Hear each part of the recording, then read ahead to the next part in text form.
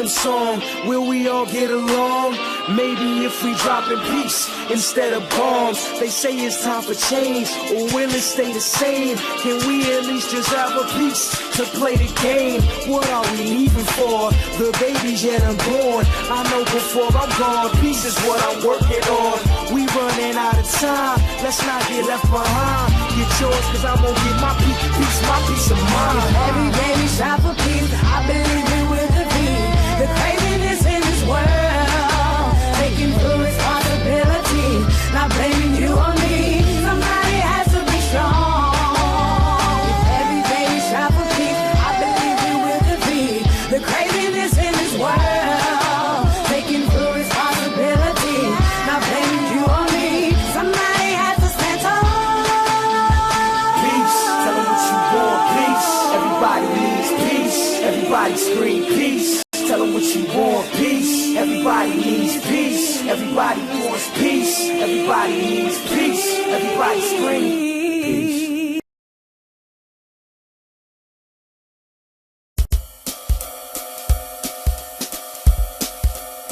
American English, American English, American English webinar series.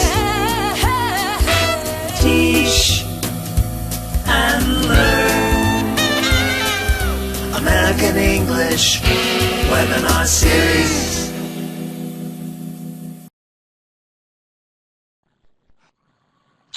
Welcome to the American English webinar series, brought to you by the American English team at the U.S. Department of State in Washington, D.C. Here you can see some of our super English teachers who recently participated in a webinar viewing group in Uzbekistan. Thanks to Firuza Masharipova for sharing this great photo. Keep sharing your photos by emailing them to American English Webinars at elprograms.org. My name is Tom Glass, part of the American English team. You'll also see moderators Heather and Katie in the chat box to help you during the webinar. Here you can see the schedule for this series. Our next webinar will be held on March 2nd. It is called Cross-Cultural Communication Strategies in the English Language Classroom with Melissa Mendelson. Our webinars are 60 minutes long. Each month, the webinars are related to a theme found on the American English website in the Teacher's Corner, which features resources and lesson ideas related to the month's topic. The Teacher's Corner can be found at the bottom of the American English homepage next to the Popular Resources section. This month's theme is online learning. Be sure to check it out. During the webinars, you will hear but not see the presenter. The way for you to participate is by using the chat box as you are doing now. The chat box is where you can ask questions or make comments related to today's topic. We may not be able to answer every question during the session, as there are often hundreds of teachers participating. However, there is another place, our Ning community, where you can ask questions after the session is over. Your presenter may also ask you questions in the form of polls. These multiple choice questions will appear on the screen for you to answer. Some people may experience technical problems during the webinar. Unfortunately, we cannot fix individual technical issues, but we will let you know if we are having a global problem. If you do lose sound, you can follow along with the caption pod if refreshing your internet browser doesn't correct the problem. Each webinar series consists of 6 webinars. During the series, webinars take place every other Wednesday. Participants who attend at least 4 out of 6 webinars receive an e-certificate from the Regional English Language Officer or local U.S. Embassy after the series ends. To ensure you are eligible for the e-certificate, we will ask you to submit your attendance at the very end of the webinar.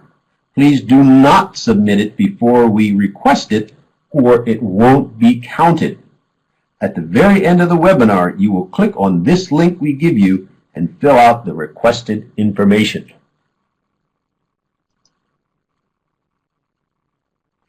We hope many of you are already familiar with our Ning site, but if you haven't registered yet, please do join this dynamic online community for EFL teachers. Here you can find resources and discussion questions related to each webinar, as well as all of the webinar recordings and featured materials. The Ning is also where you can ask presenter questions after the webinar and live chat with fellow community members.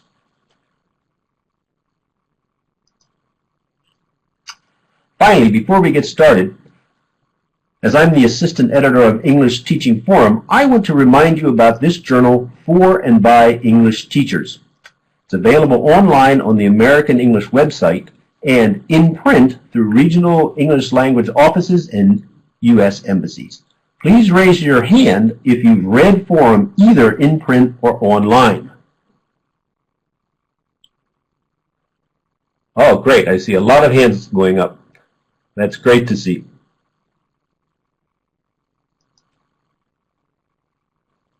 You can find a link to the online version on the American English website's homepage. Here you can see the current issue. Taking a closer look, this issue includes 3 academic practice-oriented articles on topics ranging from helping learners create materials to a unique way to blend information gap and listening close activities. For these articles, you will also find the handy Reader's Guide, which can support your own understanding and discussions with colleagues. The other sections include teaching techniques, in which English teachers share successful classroom practices, My Classroom, which describes a class context and ways the teaching environment shapes learning, Try This, a step-by-step ready-to-use language learning activity, The Lighter Side, a fun language learning puzzle to solve yourself or to use with your students, and last but not least, the Notes for Teachers that recap the information about forum content and how to get the most out of it. And now for today's webinar, tips and tools to strengthen participation and engagement in online learning contexts. This webinar will begin with a general overview of different course delivery formats, including MOOCs, blended or hybrid courses, and courses run fully online. The webinar will then provide specific strategies for how to participate in courses of these types and how to make the most out of the learning experience in both online and offline contexts. Also, teachers participating in the webinar will gain skills and knowledge about designing courses in online formats, and you will better understand how to motivate students to participate and engage fully in this type of course. It's my pleasure to introduce today's presenters, Andy Halvorsen and Jennifer Rice.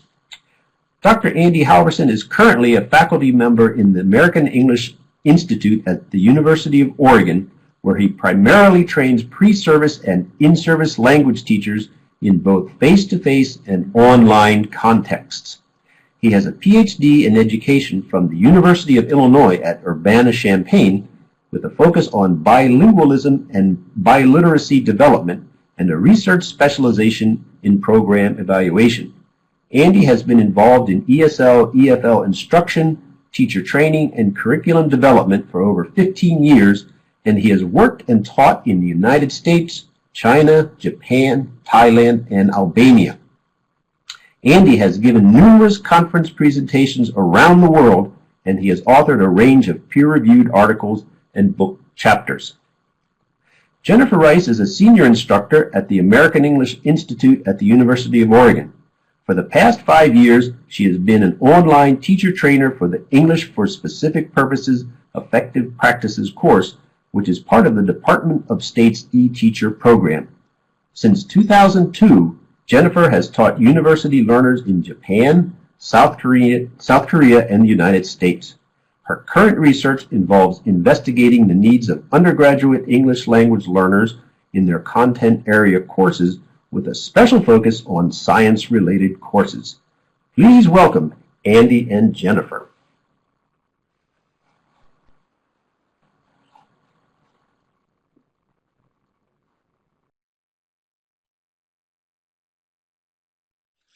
Hello and welcome to everyone. My name is Andy Halvorsen and I'm here with Jennifer Rice. Hi everybody, I'll be talking to you later. Today we're going to talk to you about some tips and tools to strengthen participation and engagement in online learning contexts. But before we get started, I just wanted to mention briefly one of the pre-webinar questions that we asked you. We asked you to share your feelings about online courses, and it looks like about 50% of you have said that online courses are maybe somewhat better than face-to-face courses. So this is really interesting, and this is something we're going to talk more about over the next hour or so. So let me show you our agenda for today, our plan for today. We have 3 parts listed here. You can see in part number 1, we're going to talk about some different course formats: face-to-face, blended and hybrid courses, online courses, and MOOCs. And in part number 2, we'll talk about some tips for choosing and participating in online courses. And then Jennifer will take over for part number 3, and she will talk to you about some tips for strengthening your online teaching skills. And if you're not familiar with something like MOOCs, for example, don't worry. We're going to talk more about that here very shortly. So let's talk just a little bit first about planning for your own learning. I hope that in this course, in this webinar today, you'll be able to do a little bit of work to consider the different course types and also to think about and understand your own motivation as a learner. And then I hope that at the end, we'll be able to think about what type of course might be right for you to participate in.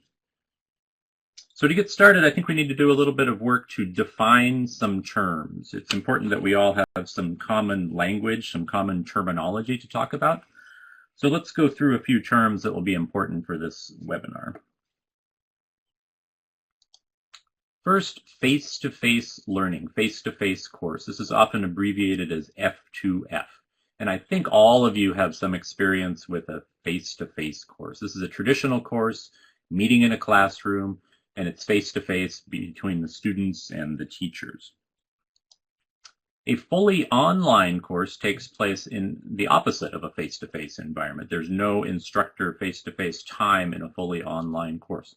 All learning takes place through a computer, and all learning happens online. A blended or hybrid course is somewhere in between the two. There'll be some face-to-face learning happening combined with some online learning. And I've taught a lot of courses like this as well. I'm teaching a course at the University of Oregon face-to-face with students who are in front of me, but that's also supplemented with some online learning components as well. This is becoming a very common course type at universities, especially in the United States now. And finally, the MOOC, the Massive Open Online Course, with no limit on student numbers. This is a slightly different type of structure from a fully online course because, again, the number of participants, the number of students in the course is unlimited. It can be 1,000, 2,000, 5,000, 10,000. So let me just show you an example of a MOOC if possibly you're not familiar with this. If you've not seen a MOOC before, you can look at this example hosted by Coursera. The U.S. State Department has partnered with the University of Oregon to create the Shaping the Way We Teach English MOOCs. These are offered in a 2-part series, and so far, tens of thousands of participants have completed the courses. They're completely free and they're open to everyone. And if you want to learn more about these courses, there's a link to these on our Ning. So now I want to switch over and look at our first poll question, if you don't mind. So the first question we have here, what type of courses have you taken as a student? So I'd like to get some information quickly from you about the types of courses you've participated in. So a face-to-face course, I assume that should be almost 100%. A fully online course, a blended or hybrid course, and finally a MOOC. So let's see what kind of results we have coming in here. Yes, I see face-to-face courses are at over 90%, and I see fully online courses and blended courses are about 20%, 21%. This is interesting for me to see. I'm not surprised by this at all, but it gives all of us a good idea about who's participating in this webinar today and what our background and experience is a little bit. Yeah, I see face-to-face now at about 92%. That's great. Okay, so let's go back and talk a little bit about motivation. So,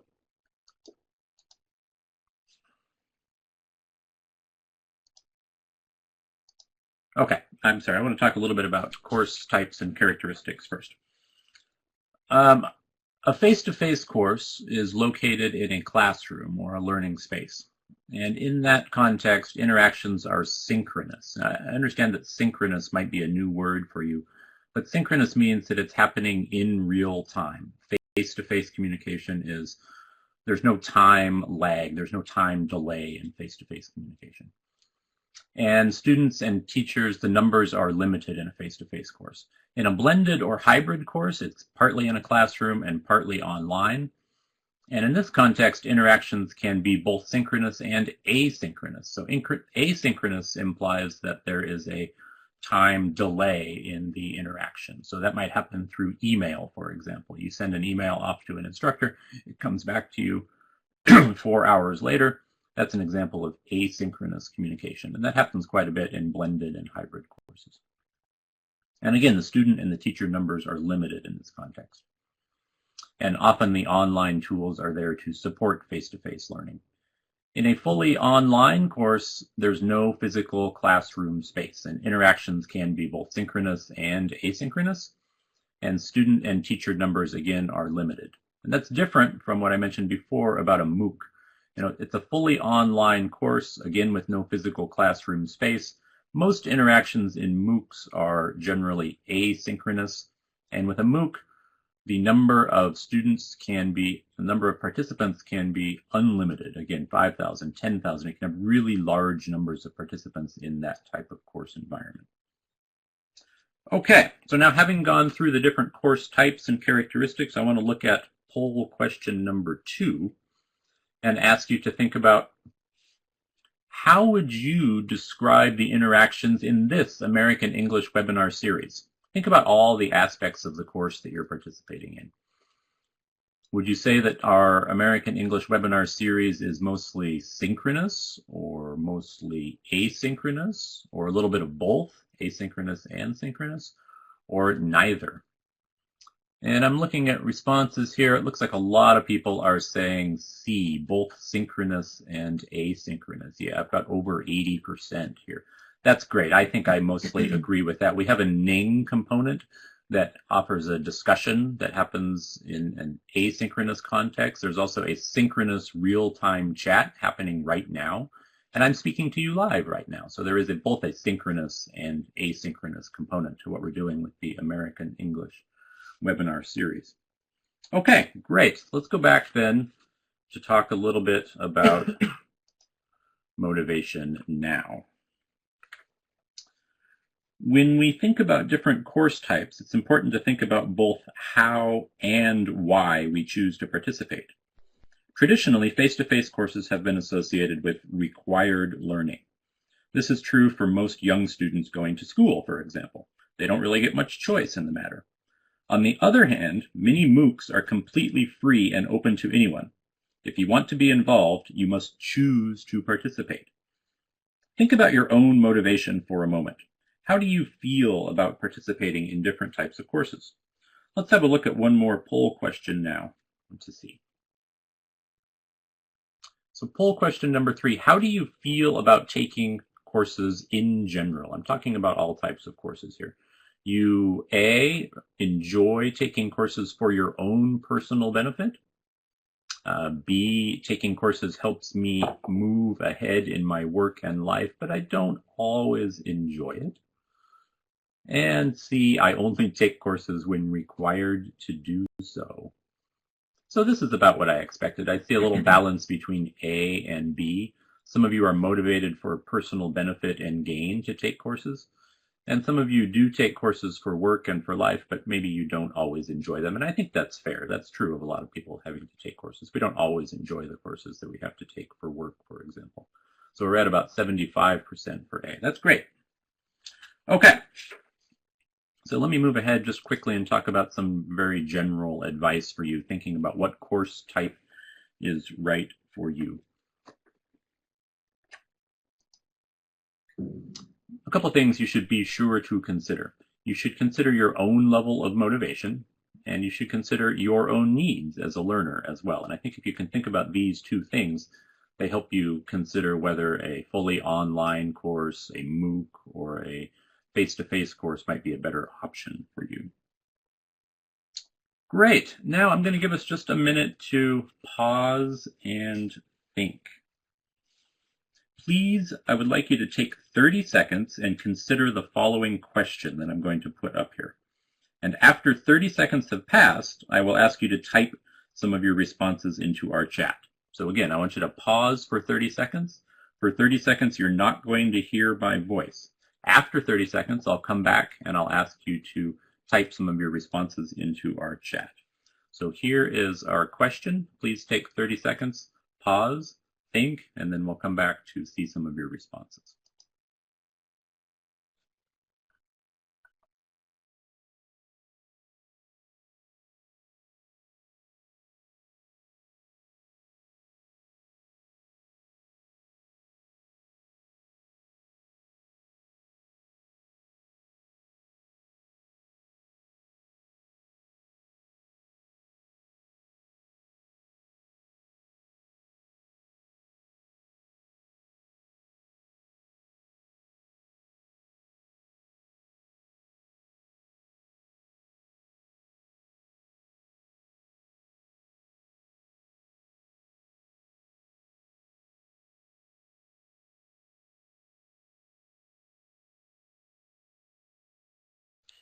Okay, let's go ahead and type some of your responses into our chat now. If someone asked you for advice about being a successful student in an online course, what would you suggest? I see some interesting responses coming in here. I see patience, be patient. I agree with that. I see a lot of self-discipline. That's a great response. I agree with that as well. I see background and experience being important. Oh, these are really good ideas. I like to see this. Hard work. You need to be hardworking. Great. These are really wonderful suggestions. I appreciate this. Yeah, this looks very good. Okay, thank you. I'm going to go ahead and move on to the next slide now. And we're going to talk for the next several minutes about 7 different tips for successfully participating in online courses. How to be a good participant in the course. So tip number 1 will be review basic technical needs. Number 2, understand course objectives, tools, and requirements. Number 3, plan your time, and I saw that over in the chat. Number 4, plan to work both offline and online. Number 5, find an appropriate workspace. Number 6, develop a consistent routine. Number 7, create a peer support community. So these are all important, so let's talk about each one in turn, starting with tip number 1. Tip number 1 is to review the basic technical needs for the course. So for example, which OS, that stands for which operating system, and then are you working on a Mac or are you working on a PC? What are the requirements for the course? What will the course allow? Which browser? How do you get online? Does the course allow you to use Firefox or Chrome or Internet Explorer? Any of those? None of those? And then what type of devices are available for the course? Can you use your smartphone? Can you use a laptop? Can you use a tablet computer, a desktop computer? And what do you have access to? And what kind of software is necessary? Do you need Microsoft Word, for example, or something else? Many courses require specific types of software to participate. And video capabilities. Is video a required component of the course? Can you access YouTube? Some countries YouTube is not available. This may be something you have to think about when you're considering an online course. And then social media as well. Many courses today have social media integration, so Facebook and Twitter. You might need to think about whether you're already participating, whether you're comfortable participating in those types of social media as well. So let me show you an example of one course and some sample technological requirements from that course. Here is a sample of some of the technical requirements listed for an online course at Belhaven College. So let me just highlight a couple of things here. You can see in the top right, I've circled the operating system, the OS. That's working with a Mac computer. They require 10.7 or better. So this is something you need to know about your own system, your own computer. And on the bottom, on the left, talking about different required software and the browsers, you can see the most recent version of the following: Chrome, Firefox, or Internet Explorer. All three of those are supported by this course. And then looking at a Mac, what kind of software do you need? MS Office, Microsoft Office 2011 or newer. That's pretty current. So again, this is something you need to know about your own system that you're using and whether or not you can meet the technical requirements of the course. All right, let's move on and look at tip number 2. Understand course objectives, tools, and requirements. So here we can see a menu of options taken from a fully online course that I taught previously. You can see several options are highlighted here. I'd like to take just a moment to talk about each of these in case maybe you have never been involved in an online course before. So most courses, both online and offline courses, have some general course information and related course documents. These might be a course syllabus, for example, grading requirements, or instructions for how to participate in the course. In this course, you can see these listed in course information and course documents. Most online courses operate on a weekly basis. Each week will have 1 or 2 discussions, usually an assignment or task to complete, and a series of readings or resources to view. In my course, this information was listed under weekly assignments. Most online courses also have a discussion, and in my courses there were usually 2 discussions that happened during each week. So if you want to see what a discussion looks like, let me show you an example on the next slide.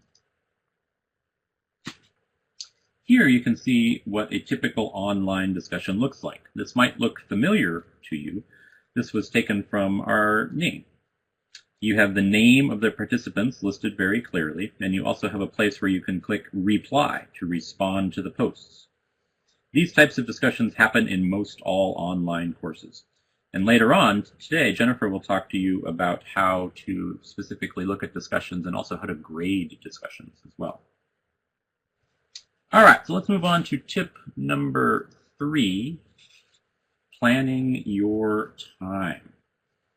Most MOOCs and other online courses give you specific information about time requirements and expectations for work.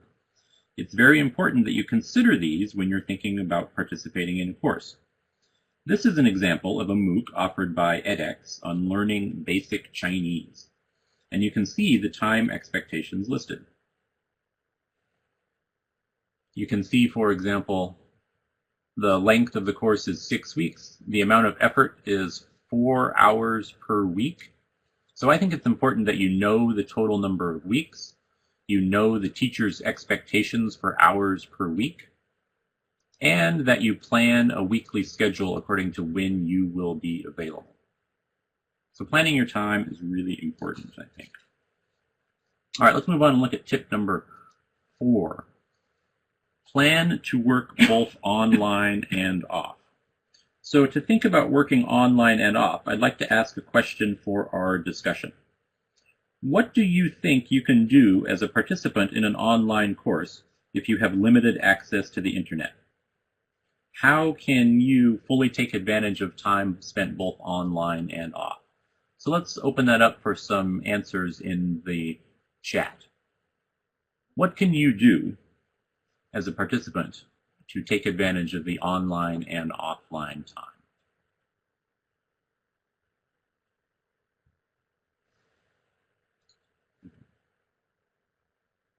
All right, great. I see some interesting comments coming in. I see people talking about doing the readings offline. I think that's a great tip. I see people saying that you should carefully make plans in advance, some different things that you should focus on. Okay, these are all great tips. Let me give you a couple of my own as well. One idea is to download and print readings to do offline, and I saw this in our discussion just now. It's nice if a course gives you the option to download materials, print materials to read when you're not online. Take screenshots of instructions and online materials to review later. If you know how to take a screenshot with your computer, you can copy the instructions so that you can look at those later on. And also focus your online time on participating in the discussions. And I think that's really important.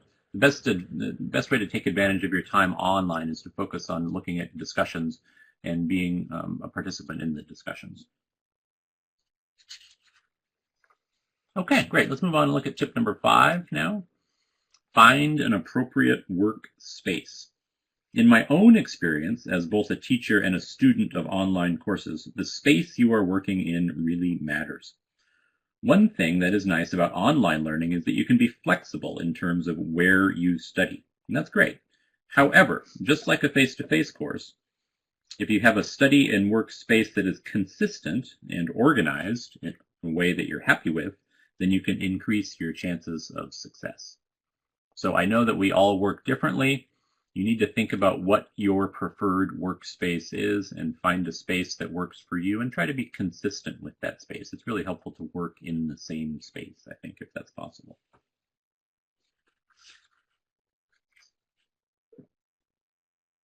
All right, now I'm going to ask us once again to pause and think for a moment. So again, we're going to take 30 seconds to stop, take a short break, think a little bit about these 3 questions, and then after 30 seconds, I will ask you to type some of your responses to these 3 questions into our discussion. So take 30 seconds, please. You won't hear my voice, and then I'll come back to you and ask you to respond in 30 seconds.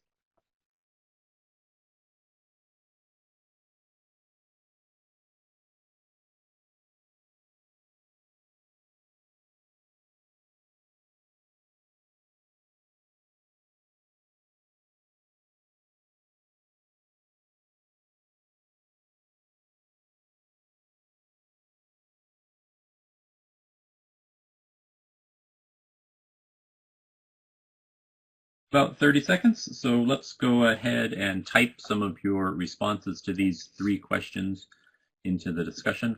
Are you a morning or a night person? What time of day do you work best? And when will you be free from distractions each day? I see a lot of people saying morning person, morning person, morning person. That's great. I am too. I work much better in the morning. Well, there's a few night people in here as well. Some people saying they work better at midnight. I certainly don't, but okay. This is a very personal decision that you make about your best optimal work time. But again, my main point here is that you need to think about a time when you will be free from distractions each day. Great, let's move on now and talk about our next tip. Tip number 6 is to develop a consistent routine. I mentioned before that working from a consistent space can be helpful. When we talk about consistency, there are a few other points that can be helpful as well. So, plan a time each day to work on the course. Log into the course site at least 3 times per week. That's important. Why would you need to do that? Well, things change in an online course throughout the week. Especially the discussions tend to evolve and change throughout the week. There will be new discussion threads that you need to respond to. There may be new instructions from the instructor that you need to see and to respond to. So it's important throughout the week to log in multiple times. And as an instructor, I found that 3 times a week is really a good choice, I think. Yes, I completely agree. Consistently check the course site and email for updates. And again, this relates to logging in on a regular basis. Check your email if your instructor is using email for the course. And also look at the course updates on a regular basis so you can see as things change and adapt in the course. Okay, move on to final tip, tip number 7, create a peer support community. Social networks can be helpful in developing peer support communities. In my experience, teaching online courses, I find that participants often want to create Facebook groups or connect with others in some kind of instant messaging service. That's great. As an instructor, I really support that. I think that's wonderful and helpful. So connecting with peers can facilitate learning, connect with participants through social media, like I mentioned, set up course support pages on Facebook, and sometimes this is something you need to do on your own as a participant in the course. It's not always instructor-led. Use in-course discussions to interact with others, maybe socially as well. That's great. Many instructors support that. And then reach out to your instructors as needed. If you have questions, instructors are often available via email or via in-course chat options. So reaching out to the instructor is important, I think. Okay. Now to wrap up my section, I'd like to give you some tips from my own personal experience. I have been an online instructor for several years, and I've noticed several things that successful participants tend to do in my courses. So let me look at a few of these. One is something I've already mentioned, logging in several times throughout the week. I mention this again because it's something that not all students and participants automatically think about. I've seen a lot of people log in only once a week, and then gradually throughout 4 or 5 weeks, they start to fade out of the course because they're not able to engage as fully in the material. So please try to log in several times throughout the week if you can. I think that's really important. Ask questions, ask questions, ask questions. This is a really key tip, I think. Ask the instructor. But before you ask the instructor, ask your colleagues, ask your other participants in the course. Many courses have discussion forums specifically set up for answering student and participant questions. So when you don't understand something, just ask. If you're in a MOOC with 5,000 people, there's probably several other people who have exactly the same question you have. So don't be shy about asking. I think that's very important. Good point. Next.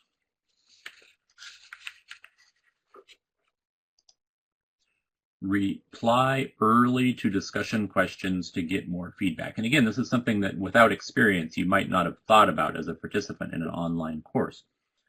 If you would like to get a lot of responses to a post that you make in a discussion, for example, it's really helpful to make your reply early on in the week, shortly after the discussion questions are posted by the instructor. This means more eyes will see your post, more people will think about what you have said, and more people will respond to you as well. So if you can, reply early to discussion questions to get more feedback and more response from others. And finally, fully explore all of the features of the course. This is a mistake I've seen many participants make in my own courses. They just don't get into the course and look around, look at the different places where they can find help, where they can get support, where they can see instructions. So it's very important in the first week, in the first few days of the course, get into the course site, explore everything as fully as you can. Understand where you can see all of the instructions and materials for the course. Okay, now I would like to hand things over to Jennifer, and she is going to talk a little bit more about what instructors can do to make sure students and participants are fully engaged in their courses. Thanks, Andy. Hi, everybody. As Andy said, I'm here to switch the focus now from being a student to being an instructor in an online course. And those of you in the poll at the beginning of this webinar indicated, or many of you indicated, that you were very interested in taking or teaching an online course, but many of you hadn't actually taught an online course yet. And I hope that you can remember this information for in the future when you have the opportunity to do so. And I also want you to keep in mind today that this is also important information for face-to-face classes too. So what we do online isn't just for online. We can do it in the face-to-face classroom also. To start us off, I'd like to ask you a question today in a poll.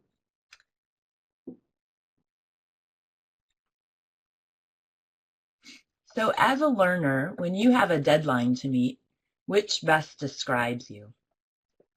Do you complete the work a number of days before the deadline, a few minutes before the deadline, or sometimes after the deadline? So it looks like most of us, as good students, good learners, and good teachers, are saying that, of course, we complete it a number of days before the deadline. Okay, great. I'd like to go back to the presentation now.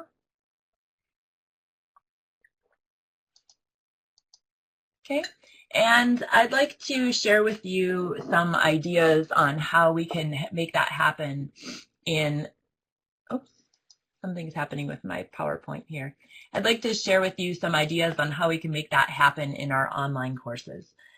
Throughout my years as an online instructor, many of the students tend to wait until the last minute to post their work. And that is problematic because it doesn't allow for much feedback from other learners or the instructor. And so one way to combat that or help with that in online classes is to have some assignments due at midweek and the rest of the assignments due at the end of the week. So essentially, you're making 2 deadlines for a week's worth of material. I suggest keeping these deadlines very firm and not having them be flexible, because this keeps all learners discussing the same issues in the same time period. Okay, we're going to move on to tip number 2. Oh, I wanted to say that this also spreads out the grading for the instructors when you have these midweek deadlines. It also avoids procrastination by the learners, and it allows for more formative feedback by the peers and instructors. And by formative feedback, I mean the feedback that we give to learners that's not scored. The purpose of that feedback is to suggest ways that the learners can improve before they're scored. So it's essentially like informed practice for the learners. And I'm going to talk about formative feedback quite a bit in the upcoming slides. So keep that term in mind, formative feedback. Okay, moving on to tip number 2. I wanted to say that to regulate your instructor feedback and input in online courses is very important. As instructors, it's often very common for us to want to be part of the discussions all the time. We could spend all day, every day, giving feedback to learners on a course because there's no time limit. But we need to make sure that we regulate that timing and the amount of feedback that we give for a few reasons.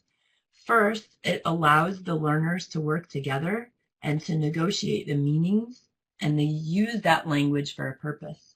They give each other feedback, and that feedback is at a similar level of input for them. So their language level is really helping each other instead of an instructor coming in with a higher level of language maybe. And also, when an instructor jumps in to a conversation, they often make it stop. Think about it in a face-to-face classroom when you are listening to a group discussing. If the instructor comes in and makes a comment to that group, oftentimes the learners just look to the instructor and stop talking. And that's not really what we want them to do. We want them to keep discussing with each other. And this is true in online situations too. As an online instructor, I always try to let the learners participate with each other before I jump into the discussion. So, immediate feedback from an instructor is not necessarily a positive thing in an online class. I want you to try, and I encourage you to allow the learners to respond first if possible, and then you can agree or disagree with what they've posted.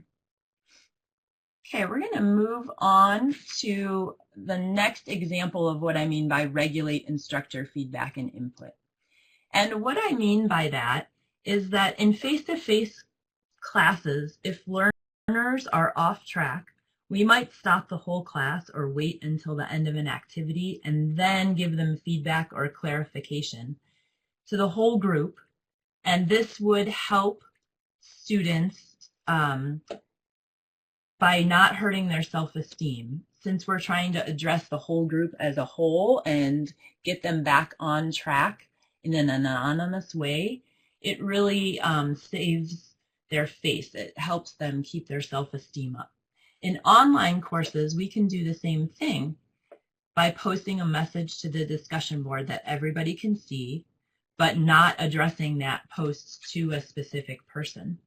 We could also address problems to a specific person, but do it very carefully and respectfully by pointing out the good points of their work first and then asking clarification questions to guide those learners back on the right track. And so I would encourage you to always include one or more positive statements along with your question or a clarification when learners are off track or having issues. And I want to show you an example of the language I mean for that. So here is an example of a respectful response that I would possibly post when someone was a little bit off track in an online course. Hi, Nestor, thanks for posting. I like how you've clearly explained why. Nicely done.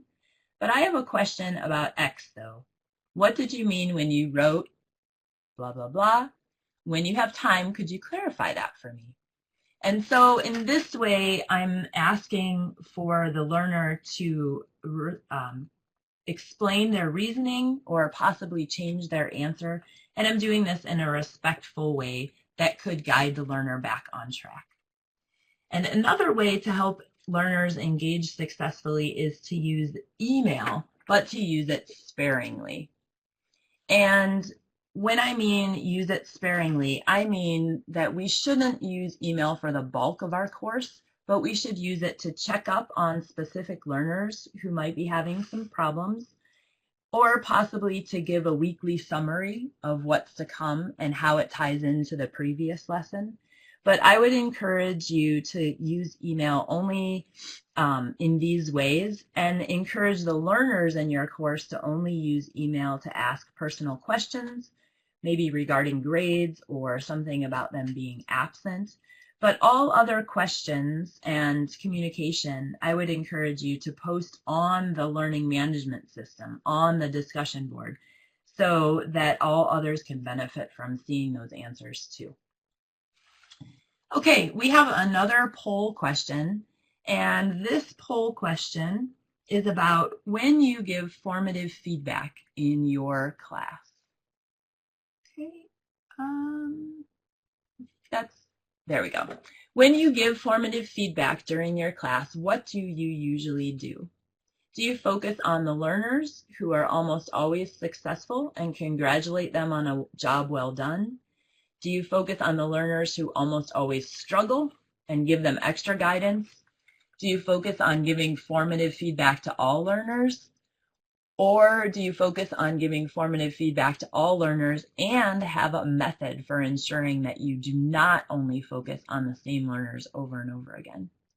I see it's quite a mixed bunch of answers here. It's pretty well dispersed. Okay, so by looking at this, I can see that some people are doing D, and D is what I would really encourage you to do in your courses. We say, and we may have good intentions for spreading our feedback around to all the learners in the course, but we may not have a way to actually keep track of how we're doing that. Okay, I'm going to move back to the presentation now. And one way that we can keep track of spreading our comments around and not just commenting on the same people's posts each week is to use a spreadsheet with all the learners' names on it and just check it off as you reply to their posts during the week. You could use a physical paper, you could use this in digital form, you could possibly go in alphabetical order and post your replies to people. But just keeping track of who you're posting to will really help spread your comments around. Because again, we might have good intentions of doing so, but in reality, that doesn't always seem to be the case. Okay, we're going to move on to our next poll. And this poll is about using groups. So in your current context, how often do you have your learners work in small groups of 3 to 6 people? Do you almost always, usually, occasionally, or never? And it looks like people have good intentions of using groups. So either usually or almost always. Those are the most popular answers. Great. So if you haven't used groups in your course, either face-to-face or online, I would really encourage you to try it. Even in situations where you have a huge number of learners in your course, and in fact, it might be even more important to try to do group work in those situations. And we're going to talk about that now, considering using groups. Groups can be made in online environments too, not just in face-to-face classes. And they're usually created by using the built-in feature of the learning management system. It can be really helpful to have groups when you're doing project work because they can give each other peer feedback on the project, and then they can partner up with another group, and that group can give feedback to the other group, and it just creates a tighter community online. Also, groups can be really helpful just for a normal discussion online because the learners are working closely with a small number of people, and then they can usually dive deeper into a topic when it's just a few people in the discussion. So again, if you're going to create groups online, I would suggest groups of 3 to 6 people. 4 is ideal, and you might even want to change them up every week if possible. You might want to focus on balancing eager learners with more reluctant ones when you're forming your groups. And of course, you could also still have whole class activities and discussions too. It doesn't mean that everything has to be group work. Okay, the last tip that I want to share with you today is to plan for engagement from the beginning of your course. And one way to do that is to give examples of effective and non-effective participation and refer to that when you are giving your scores. And these scores here are for the participants in my online course that was a teacher training course. And so, of course, you could adapt these point values for your learners or develop your own. But the point is that they're very clear for you and clear for your learners also. And so you can see the maximum amount of points available for my online teacher training course was 5 points in a discussion. And that meant that they exceeded standards, they linked to what others had said, and they offered more information or ideas. And they were clear, concise, and they furthered the discussion with their posts in the discussion board. And I have some examples to show you of what these point values might actually look like. So first of all, we have here would be a 1 point example. And you can see that this person was actually not really clearly linking to the topic, and they may not have posted on time, or they may have copied their posts. Here's an example of what I mean by maybe a 3-point post. Notice that it's a bit longer. This person is maybe approaching the standard. They're not really offering new ideas or information to the discussion, but they are giving their own opinion about what's going on. They've signed it with their name and their country, and so they've done the basics, but they haven't really gotten to the exceeds category. They haven't really earned those 5 points yet. Here is someone who's earned those 5 points, who's exceeded the standard for what I expected.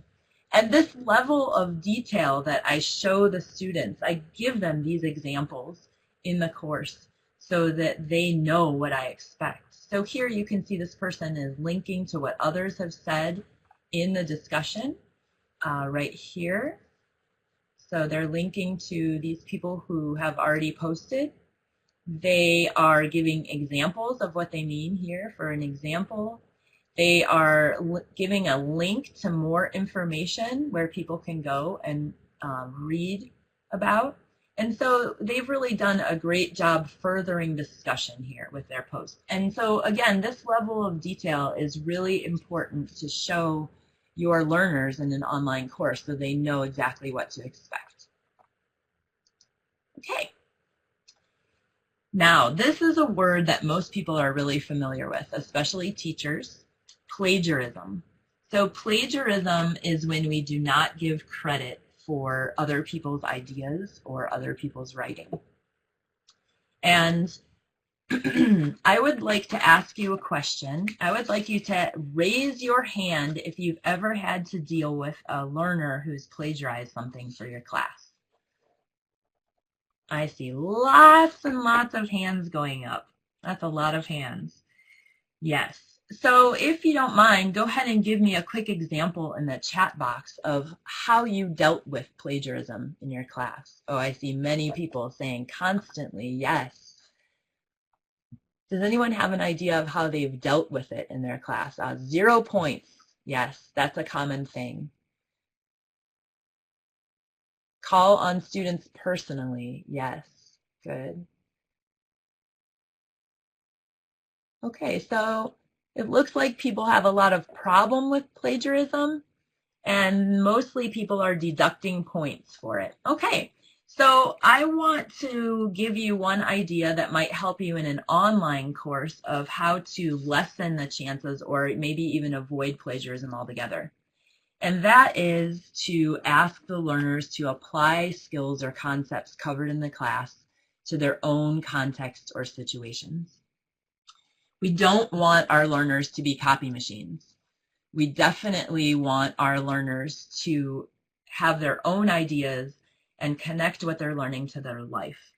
And so if we can build that in from the very beginning of the course, it's going to cut down on plagiarism, and it's going to also help the learners remember what they are learning when they're connecting things to their own life. So for example, if you have a grammar exercise, maybe you could have your students write sentences using information about their classmates. They're not going to be able to get that online anywhere. They're not going to be able to copy that from someplace. So that's just one example of how you could cut down on plagiarism. Another example of how you can cut down on plagiarism is to move beyond asking simple questions to ask more complex tasks of your learners that require critical thinking. And these critical thinking tasks could be things like filling in a chart, sequencing some items, categorizing things, or possibly ranking things. And in my online teacher training courses, I usually have about 25 learners in the course at a time. And with tasks like these that require critical thinking, I get about 300 meaningful posts per week. So these types of critical thinking activities are really generating a lot of meaningful conversation online. And I'm going to give you some quick examples of what I mean by each type of critical thinking idea here. So in this one, knowing the exact text here isn't important. What is important is that the learners take time to fill in these boxes with their own ideas. There's no correct answer here, and that's something that we talked about in the Ning discussion before the webinar. There's no correct answer here, but everybody is coming up with their own ideas about how to fill in this table, fill in this chart. And then they can compare their answers with other people in the course.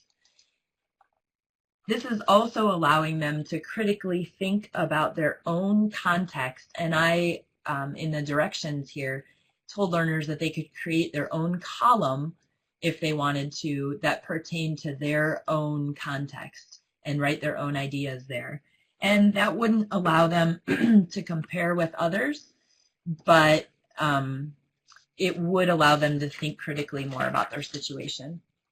Okay, moving on to another example is you might want to have your students sequence items, and this provides your learners with a list of items, and then they provide their own rationale for why they sequenced things the way they did. And again, this is applying critical thinking to a task. They could also categorize and rank items. So when they categorize items, they may be able to put them into two separate columns, and that might have a correct answer, but then the rationale for ranking items, most important to least important, might not have one correct answer. It might have many different answers, but their rationale behind their answer would be most important. Okay, I have one more idea on how we can plan for engagement from the beginning of a course, and that is to plan some surprise answers after the deadline has passed. So these answers would be opened only after the deadline for a discussion has passed, and it would allow learners to self-assess. It would allow learners to freely comment on each other's posts before the instructor jumped in, and it really limits the need for instructor input before the deadline in the discussion thread. So these surprise threads were really a hit in my class. They were really popular in my online course. And so that's just another way to think about engaging students in your course. I think we have come to an end with our time. And so I'm going to just wrap up briefly a summary of the tips for teaching online. There they are, the 4 tips that I talked about, and here are Andy's 9 tips that he talked about. And I'll let you read these on the screen because we're just about finished with our time today. Okay, Andy and I just want to thank you very much for joining us today, and we look forward to seeing you on the Ning discussion board. We are passing off the baton to you, and now it's your turn to run in this relay race of online learning and teaching. Thank you all very much.